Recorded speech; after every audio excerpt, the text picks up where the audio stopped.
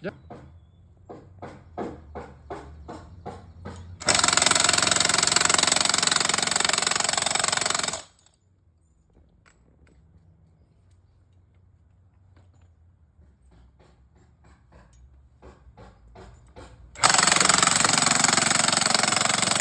Guys, it's Carpenter Johnny, the fastest fence and deck guy in the Manitoba Wild West.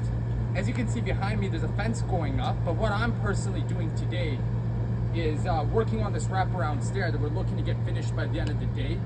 And to support this wraparound stair, we're putting in these Pylex piles as a support. Each Pylex pile is engineer rated, believe it or not, for 3,500 pounds.